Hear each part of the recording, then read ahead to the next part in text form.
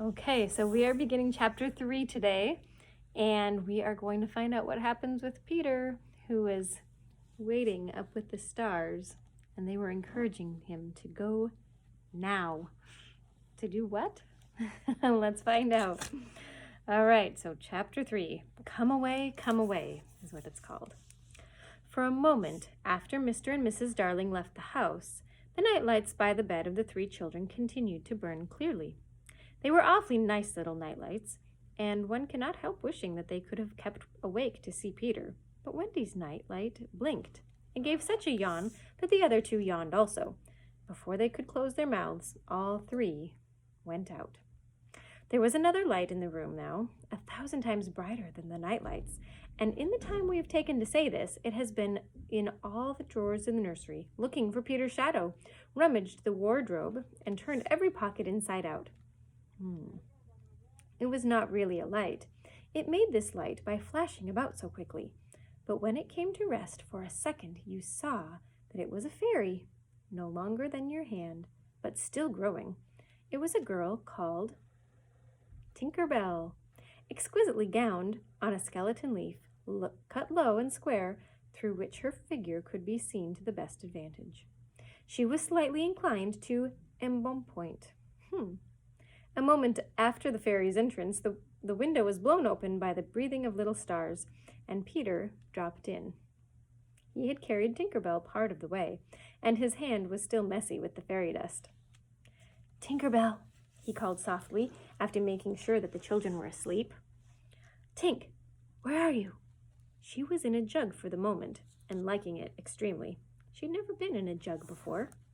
"Oh, do come out of that jug and tell me, do you know where they put my shadow?" The loveliest tinkle, as of golden bells, answered him. It is the fairy language. You ordinary children have never heard it, but if you were to hear it, you would know that you had heard it once before. Tink said that the shadow was in the big box. She meant the chest of drawers, and Peter jumped at the drawers, scattering their contents on the floor with both hands, as kings toss halfpence to the crowd. In a moment he had recovered his shadow, and in his delight he forgot that he had shut Tinker Bell up in the drawer. If he thought at all, but I don't believe he ever thought, it was that he and his shadow, when brought near each other, would join like drops of water. And when they did not, he was appalled. He tried to stick it on with soap from the bathroom, but that also failed. A shudder passed through Peter as he sat on the floor and cried. His sobs woke Wendy, and she sat up in bed. She was not alarmed to see a stranger crying on the nursery floor. She was only pleasantly interested. "Boy," she said courteously, "why are you crying?" Peter could be exceedingly polite, also, having learned the grand manner at fairy ceremonies, and he rose and bowed to her beautifully. She was much pleased, and bowed beautifully to him from the bed. "What's your name?" he asked. "Wendy Moira Angela Darling," she replied with some satisfaction. "What is your name?" "Peter Pan." She was already sure that he must be Peter, but it did seem a comparatively short name. "Is that all?" "Yes," he said rather sharply. He felt for the first time that it was a shortish name.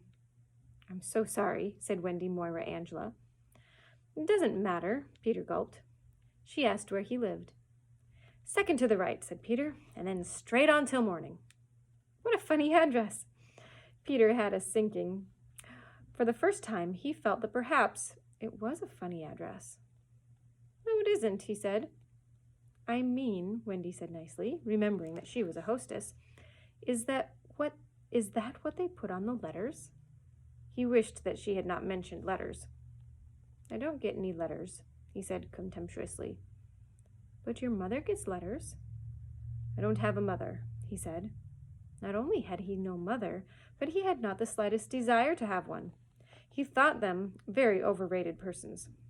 Wendy, however, felt at once that she was in the presence of a tragedy. "Oh, Peter, no wonder you were crying," she said, and got out of bed and ran to him. "I wasn't crying about mothers," he said rather indignantly. "I was crying because I can't get my shadow to stick on. Besides, I wasn't crying." "It has come off?" "Yes." Then Wendy saw the shadow on the floor, looking so draggled that she was frightfully sorry for Peter. "How awful," she said, but she could not help smiling when she saw that he had been trying to stick it on with soap. How exactly like a boy. Fortunately, she knew at once what to do. "It must be sewn on," she said, just a little patronizingly. "What's sewn?" he asked. "You're dreadfully ignorant." "No, I'm not." But she was exulting in his ignorance. "I shall sew it on for you, my little man," she said, though he was as tall as herself, and she got out her needle and sewed the shadow onto Peter's foot. "I dare say it will hurt a little," she warned him. "Oh, I shan't cry," said Peter, who was already of the opinion that he had never cried in his life. And he clenched his teeth and did not cry, and soon his shadow was behaving properly, though still a little creased. "Perhaps I should have ironed it," Wendy said thoughtfully. But Peter, boylike, was indifferent to appearances, and he was now jumping about in the wildest glee. Alas, he had already forgotten that he owed his bliss to Wendy. He thought he had attached the shadow himself. "How clever I am!" he crowed rapturously. "Oh, the cleverness of me!" It is humiliating to have to confess that this conceit of Peter was one of his most fascinating qualities. To put it with brutal frankness, there never was a cockier boy. But for the moment, Wendy was shocked. "You conceit!" she exclaimed with frightful sarcasm. "Of course, I did nothing." "You did a little," Peter said carelessly, and continued to dance. "A little," she replied with hauteur. "If I'm no use, I can at least withdraw," and she sprang in the most dignified way into bed and covered her face with the blankets. To induce her to look up, he pretended to be going away, and when this failed, he sat on the end of the bed and tapped her gently with his foot.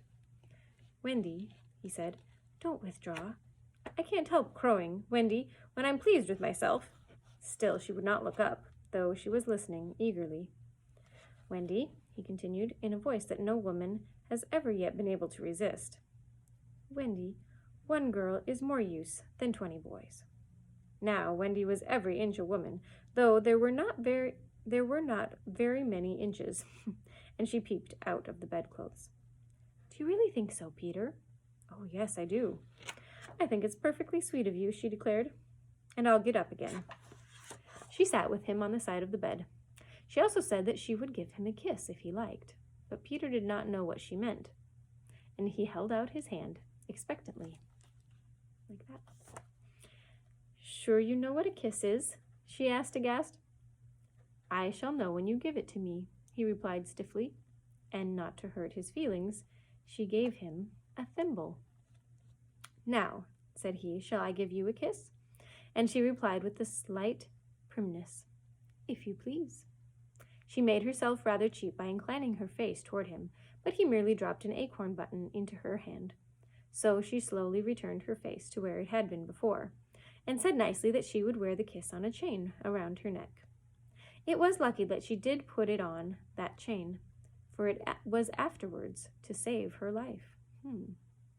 When people in our set are introduced, it's customary for them to ask each other's age, and so Wendy, who always liked to do the correct thing, asked Peter how old he was. It was not really a happy question to ask him. It was like an examination paper that asks grammar. When what you want to be asked is Kings of England. "I don't know," he replied uneasily, "but I am quite young." He really knew nothing about it. He had merely suspicions, but he said at a venture, "Wendy, I ran away the day I was born." Wendy was quite surprised, but interested, and she indicated in the charming drawing-room manner, by a touch on her nightgown, that he could sit near her. "It was because I heard father and mother," he explained in a low voice, talking about what I was to be when I became a man. He was extraordinarily agitated now. "I don't ever want to be a man," he said with passion. "I want always to be a little boy and to have fun. So I ran away to Kensington Gardens and lived a long time among the fairies." She gave him a look of the most intense admiration, and he thought that it was because he had run away, but it was really because he knew fairies. Wendy had lived in a home life that to know fairies struck her as quite delightful. She poured out questions about them, to his surprise, for they were rather a nuisance to him, getting in his way and so on, and indeed he sometimes had to give them a hiding. Still, he liked them on the whole, and he told her about the beginning of fairies. You see, Wendy, when the first baby laughed for the first time, its laugh broke into 1,000 pieces, and they all went skipping about, and that was the beginning of fairies. Tedious talk, this, but being a stay-at-home, she liked it. And so, he went on good-naturedly, there ought to be one fairy for every boy and girl. Ought to be, isn't there? Before I turn the page, here is a picture of Peter and getting his shadow sewn onto his feet. Wendy was doing the sewing. Ought to be, isn't there?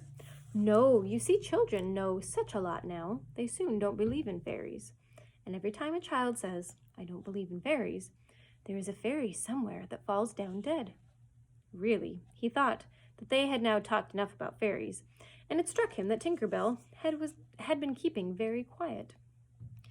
Can't think where she has gone to, he said, rising, and he called Tink by name. Wendy's heart went flutter with a sudden thrill. Peter, she cried, clutching him, you don't mean to tell me that there is a fairy in this room? She was here just now, he said a little impatiently. You don't hear her, do you? And they both listened. The only sound I hear, said Wendy, is like a tinkle of bells. Well, that's Tink. That's the fairy language. I think I hear her too. The sound came from the chest of drawers, and Peter made a merry face. No one could ever look quite so merry as Peter, and the loveliest of gurgles was his laugh. He had his first laugh still. Wendy, he whispered gleefully, I do believe I shut her up in the drawer. He let poor Tink out of the drawer, and she flew about the nursery screaming with fury. You shouldn't say such things, Peter retorted. Of course I'm very sorry, but how could I know you were in the drawer? Wendy was not listening to him. Oh, Peter, she cried, if she would only stand still and let me see her. They hardly ever stand still, he said. But for one moment, Wendy saw the romantic figure come to rest on the cuckoo clock. Oh, the lovely, she cried, though Tink's face was still distorted with passion. Tink, said Peter amiably, this lady says she wishes you were her fairy. Tinker Bell answered insolently. What does she say, Peter? He had to translate. She's not very polite. She says you are a great ugly girl and that she is my fairy. He tried to argue with Tink. You know you can't be my fairy, Tink, because I'm a gentleman and you are a lady.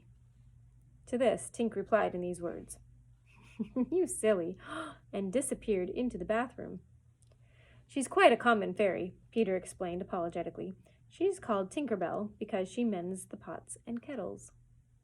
They were together in the armchair by this time, and Wendy plied him with more questions. If you don't live in Kensington Gardens now, sometimes I do still. But where do you live mostly now? With the Lost Boys. And who are they? They are the children who fall out of their preambulators when the nurse is looking the other way. If they're not claimed in 7 days, then they are sent far away to the Neverland to defray expenses. I'm captain. What fun it must be! Yes, said cunning Peter, but we are rather lonely. You see, we have no female companionship. Are none of the others girls? Oh, no, girls, you know, are much too clever to fall out of their prams. This flattered Wendy immensely. I think, she said, it's perfectly lovely the way you talk about girls. John there just despises us. For reply, Peter rose and kicked John out of bed, blankets and all. One kick. This seemed to Wendy rather forward for a first meeting, and she told him with spirit that he was not captain of her house. However, John continued to sleep so placidly on the floor that she allowed him to remain there. I know you meant to be kind, she said, relenting, so you may give me a kiss. For the moment, she had forgotten his ignorance about kisses. I thought you would want it back, he said bitterly, and offered to return her the thimble. Oh, dear, said the nice Wendy, I don't mean a kiss. I mean a thimble. What's that? It's like this. And she kissed him. Funny, said Peter gravely. Now shall I give you a thimble? If you wish to, said Wendy, keeping her head erect this time. Peter thimbled her, and almost immediately she screeched, What is it, Wendy? It was exactly as if someone were pulling my hair. That must have been Tink. I never knew her so naughty before. And indeed, Tink was darting about again, using offensive language. She says she will do that to you, Wendy, every time I give you a thimble. But why? Why, Tink? Again Tink replied, You silly.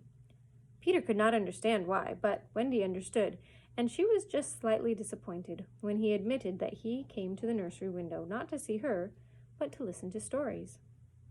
You see, I don't know any stories. None of the Lost Boys knows any stories. How perfectly awful, Wendy said. Do you know, Peter said, why swallows build in the eaves of houses? It is to listen to the stories. Oh, Wendy, your mother was telling you such a lovely story. Which story was it? About the prince who couldn't find the lady who wore the glass slipper. Peter, said Wendy excitedly, that was Cinderella, and he found her, and they lived happily ever after. Peter was so glad that he rose from the floor where they had been sitting and hurried to the window. Where are you going? She cried with misgiving. To tell the other boys. Don't go, Peter, she entreated. I know lots of such stories. Those were her precise words, so there can be no denying that it was she who first tempted him. He came back. There was a greedy look in his eyes, which ought to have alarmed her, but it did not. Oh, the stories I could tell to the boys, she cried, and then Peter gripped her and began to draw her toward the window. Let me go, she ordered him. Wendy, do come with me and tell the other boys. Of course, she was very pleased to be asked, but she said, Oh, dear, I can't. Think of Mummy. Besides, I can't fly. I'll teach you. Oh, how lovely to fly. I'll teach you how to jump on the wind's back, and then away we go. Oh, she exclaimed rapturously. Wendy, when you are sleeping in your silly bed, you might be flying about with me, saying funny things to the stars. Oh, and Wendy, there are mermaids. Mermaids? With tails? Oh, such long tails. Oh, cried Wendy, to see a mermaid.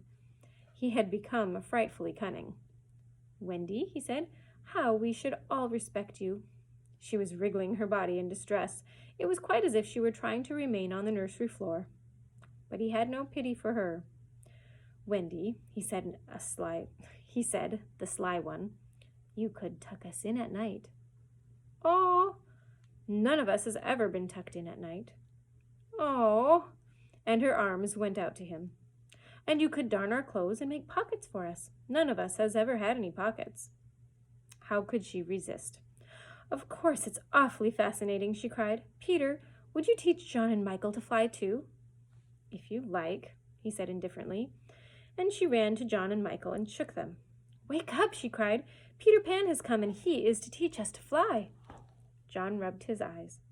Then I shall get up, he said. Of course, he was on the floor already. Hello, he said. I'm up.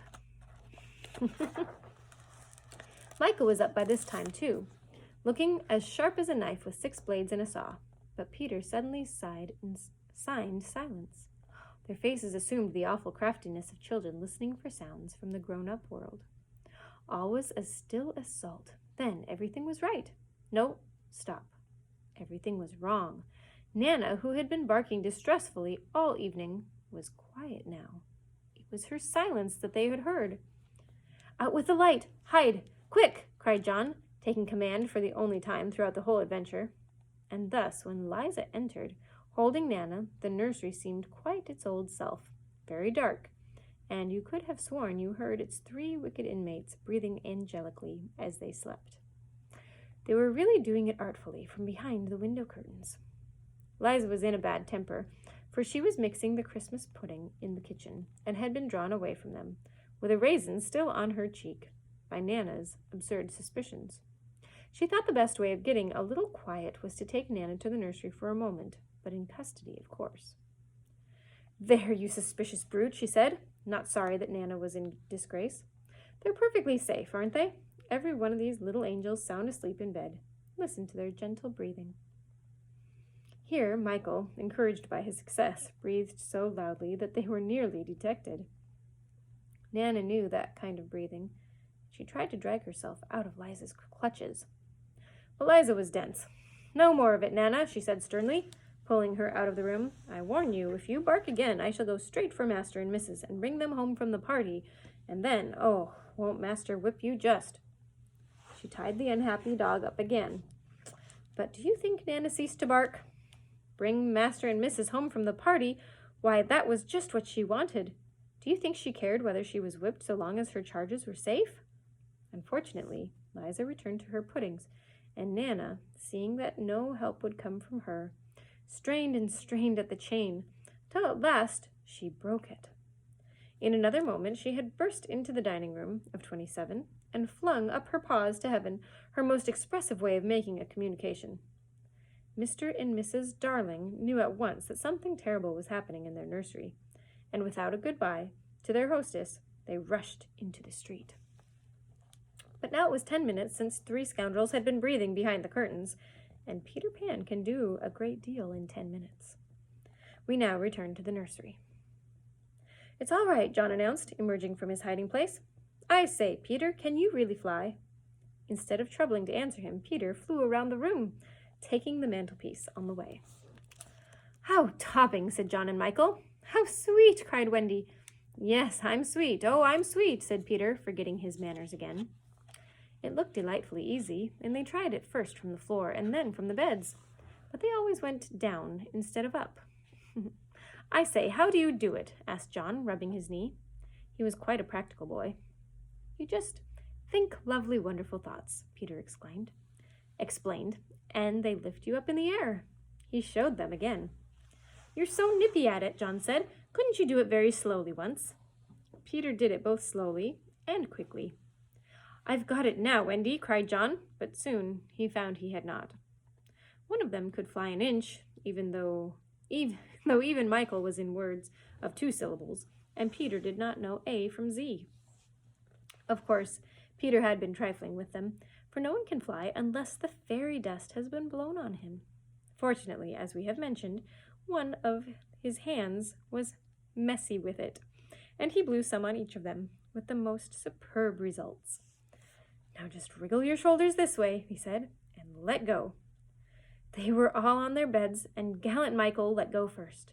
He did not quite mean to let go, but he did it, and immediately he was borne across the room. I flew! He screamed while still in midair. John let go and met Wendy near the bathroom. Oh, lovely! Oh, ripping! Look at me! Look at me! Look at me! They were not nearly so elegant as Peter. They could not help kicking a little, but their heads were bobbing against the ceiling, and there was almost nothing so delicious as that. Peter gave Wendy a hand at first, but had to desist. Tink was so indignant. Up and down they went, and round and round. Heavenly was Wendy's word. I say, cried John, why shouldn't we all go out? Of course, it was to this that Peter had been luring them. Michael was ready. He wanted to see how long it took him to do 1,000,000,000 miles. But Wendy hesitated. Mermaids, said Peter again. Oh, and there are pirates. Pirates? Cried John, seizing his Sunday hat. Let's go at once. Here they were flying in the room. Oh, this is Michael. It was just at this moment that Mr. and Mrs. Darling hurried with Nana out of 27. They ran into the middle of the street and looked up at the nursery window.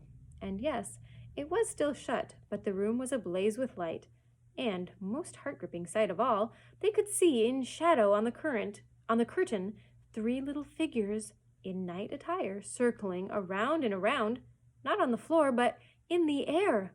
Not 3 figures, 4. In a tremble, they opened the street door. Mr. Darling would have rushed upstairs, but Mrs. Darling signaled to him to go softly.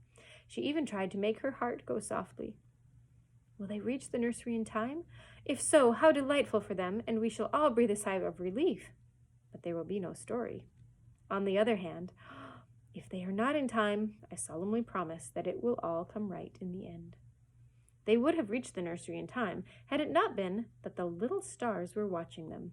Once again the stars blew the window open, and that smallest star of all called out, Cave, Peter! Peter knew that there was not a moment to lose. Come on, he cried imperiously. He soared out at once into the night, followed by John and Michael and Wendy. Mr. and Mrs. Darling and Nana rushed into the nursery too late. The birds were flown. And that's the end of chapter 3. I know that one went a little bit longer. Hopefully you were able to hang in there or watch it in 2 segments. But we'll continue on with chapter 4 tomorrow. Have a great night, everybody.